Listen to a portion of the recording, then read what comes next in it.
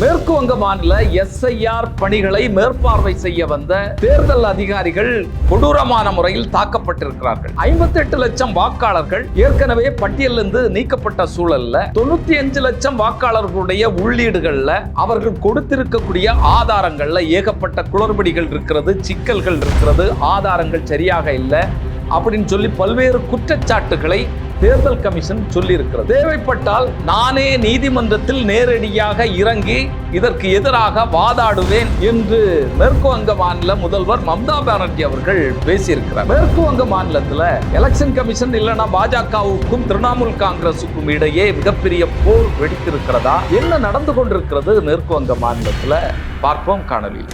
கிட்டத்தட்ட 7.5 கோடி வாக்காளர்கள் மேற்கு வங்க மாநிலத்தில் SIRக்கு முன்னால இருந்தாங்க. இப்போ பாத்தீங்கன்னா அதுல இருந்து 58 லட்சம் வாக்காளர்களை தேர்தல் கமிஷன் நீக்கியது. இது போக 95 லட்சம் வாக்காளர்களுடைய உள்ளீடுகள், அதாவது அவங்க கொடுத்திருக்கக்கூடிய ஆதாரங்கள், பெயர்கள், 2002 அவர்கள் ஓட்டு போட்டதுக்கான ஆதாரங்கள் சரியாக இல்லை. இதுக்கு முன்னால எந்த வாக்காளர் பட்டியலில் அவங்க இருந்தாங்க, எந்த தொகுதியில் இருந்தாங்க, அதற்கான ஆதாரங்கள் முறையாக இல்லை அப்படின்னு சொல்லி ஏகப்பட்ட குற்றச்சாட்டுகளை தேர்தல் கமிஷன் வச்சிருக்கு. ஏற்கனவே நம்ம பார்த்தோம், இந்த எலெக்ஷன் கமிஷனுடைய குற்றச்சாட்டுகள் காரணமாக 2 நபர்கள் தங்களுடைய உயிர்களை மாய்த்து கொண்டார்கள்.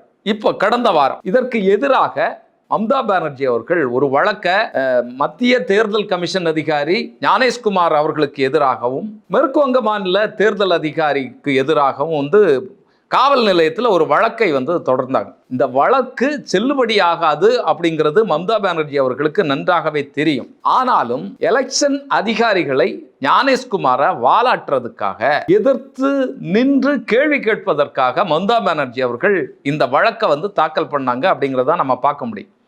வழக்கு தொடுத்தது அந்த குடும்பத்தை சார்ந்த பிள்ளைகள், இறந்தவர்களுடைய பிள்ளைகள், உறவினர்களாக இருந்தாலும் திரிணாமுல் காங்கிரஸ் கட்சியினுடைய அழுத்தம் இல்லாமல் அது நடந்திருக்காது. இப்போ மம்தா பானர்ஜி அவர்கள் ஒரு கடிதம் எழுதியிருக்கிறாங்க ஞானேஷ்குமார் அவர்களுக்கு.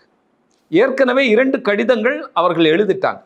இது 3வது கடிதம். 2 நாட்களுக்கு முன்னால SIR நடைமுறை சரியாக நடத்தப்படவில்லை, வழக்கமான நடைமுறை மீறல்கள், நிர்வாகத்தினுடைய முறைகேடுகள், குளறுபடிகள், இதன் மூலமாக லட்சக்கணக்கான வாக்காளர்கள் இந்த பட்டியலிருந்து நீக்கப்பட்டிருக்கிறாங்க அப்படிங்கிற குற்றச்சாட்டுகளை அவர்கள் முன்வைக்கிறார்கள். ஏகப்பட்ட குற்றச்சாட்டு. என்னன்னா 95 லட்சம் வாக்காளர்கள்ல இப்படி பிரச்சனை இருக்குதுன்னு சொன்னா இது சாதாரண விஷயம் இல்லை.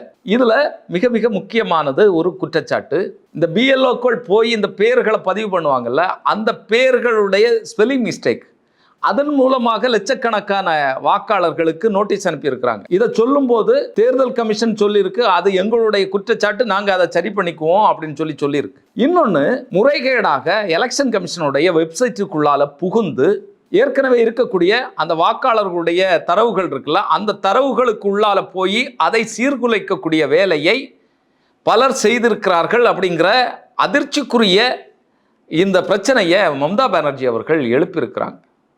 இவர்களை கண்டறிந்து இவர்கள் மீது வழக்கு தொடரணும் அப்படின்னு பேசியிருக்கிறாங்க. இந்த நிலையில தான் ஏற்கனவே ஒரு போர், அக்கப்போர் வெடிச்சிட்டு இருக்கு அப்படிங்கிறது நமக்கு தெரியும். ஏற்கனவே மோடி இங்க வரும்போது மதுவா இன மக்கள் மிகப்பெரிய போராட்டங்களை மோடிக்கு எதிராக முன்னெடுத்தாங்க. அப்போ ஒரு அச்ச உணர்வு அங்கே இருக்கக்கூடிய மக்களுக்கு நிலவிட்டே இருக்கு.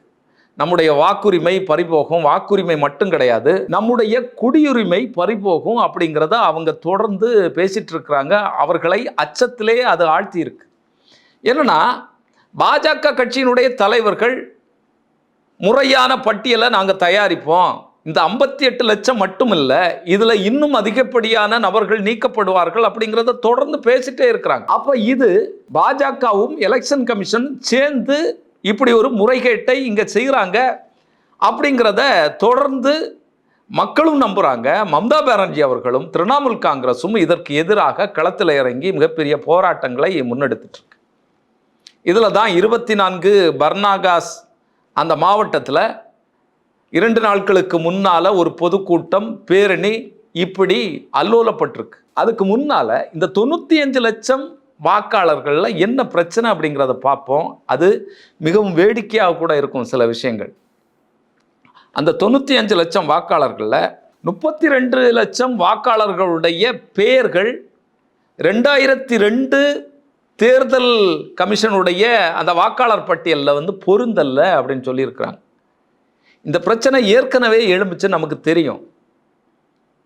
ஏற்கனவே இருக்கக்கூடிய பட்டியலில் உங்களுடைய பேர் இல்லை அப்படின்னு சொல்லி தான் ஒரு முதியவர் வந்து தற்கொலை செய்து இறந்து போனார் மேற்கு வங்கத்தில். அப்புறமாக அவசரமாக இல்லை அது ஒரு நிர்வாக குறைபாடு, அந்த வெப்சைட்டில் நிகழ்ந்த ஒரு எரார் மூலமாக அப்படி காட்டிருச்சு அப்படின்னு சொல்லி எலெக்ஷன் கமிஷன் வந்து களத்துக்கு வந்து பேசிச்சு. அப்போ இந்த மாதிரியான விஷயங்கள்லாம் நடந்துட்டுருக்கு. இன்னும் 30.2 லட்சம் பேருக்கு நோட்டீஸ் அனுப்பியிருக்கிறாங்க. உங்களுடைய ஆவணங்கள் சரியாக இல்லை, உங்களுடைய சரியான ஆவணங்களை நீங்கள் வந்து செலுத்தணும் அப்படிங்கிறத வந்து சொல்லியிருக்கிறாங்க.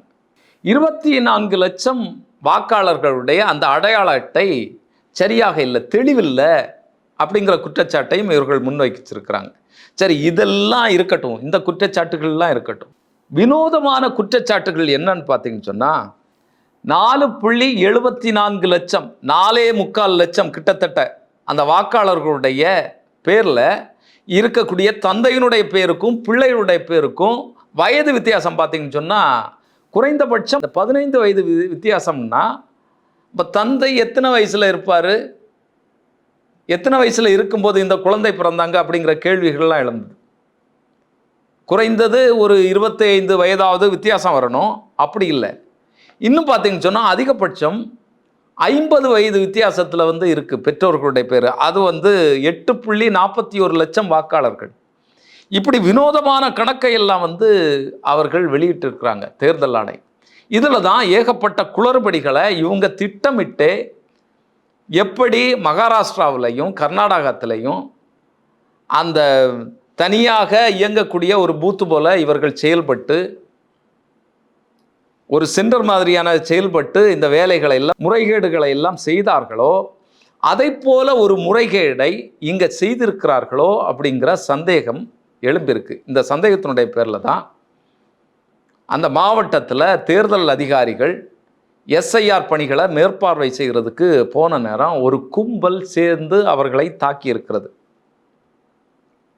இப்படி தாக்கப்பட்ட இந்த அதிகாரிகள் யார் தாக்குனாங்க, அவர்கள் மீது வழக்கு தொடுத்திருக்கீங்களா அப்படின்னு சொல்லி மேற்கு வங்க மாநிலத்தினுடைய காவல்துறை கமிஷனர் மீது கேள்வியை முன் வச்சிருக்கு தேர்தல் கமிஷன். இப்படி அன்றாடம் ஒரு போர் வந்து அங்கே நிகழ்ந்துட்டே இருக்கு.